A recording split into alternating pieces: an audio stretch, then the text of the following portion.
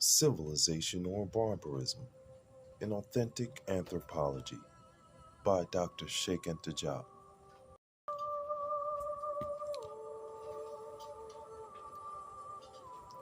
Science was in the hands of and developed by a body in service to the state, with which it was born. The clergy, source of science in Egypt, and the state that it serves can therefore not enter into conflict for the sake of science or anti intellectualism and sectarianism, as in continental Greece, in Athens, where Anaxagoras, Socrates, Plato, and Aristotle were all sentenced to death, or almost were, because they taught scientific ideas received from Egypt and well ahead of local institutions. While the Egyptian religion engendered science, Athenian religious tradition protected itself from science of Egyptian origin, and this very special situation explains the differences in the compared evolution of the Egyptian and the Greek societies. The Egyptian civilization was initiatory and elitist. Modern Freemasonry, its outgrowth, is the abusive denaturation of its model.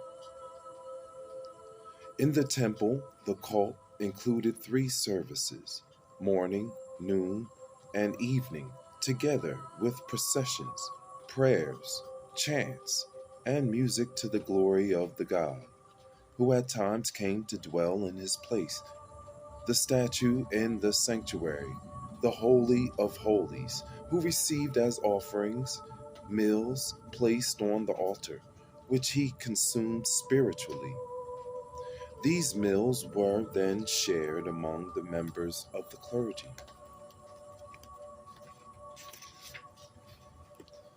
The god's outing in his sacred barge, carried by a group of priests, followed by a procession, reminds one in many ways of the practices of the Catholic Church. The Pope carried on the baldaquin.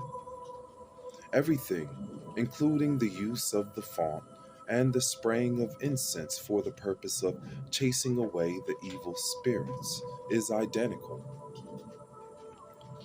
The oracles pronounced by the god during his outings are expressed by the tilting of the boat in a positive, affirmation, or negative direction toward the back, negation, refusal.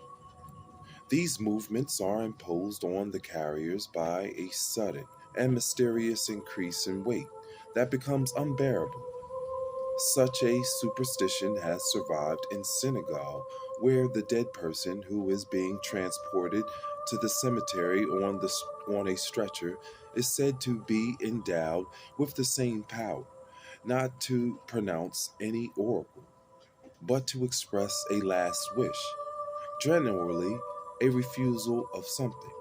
The stock phrase in Wolof is Siso equals the dead, refuses to move.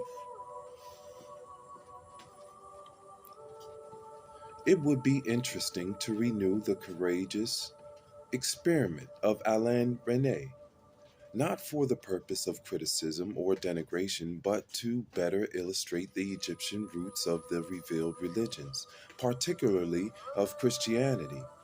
It would involve the making of a film in which the Christian and the Egyptian liturgies would be shown in a parallel fashion.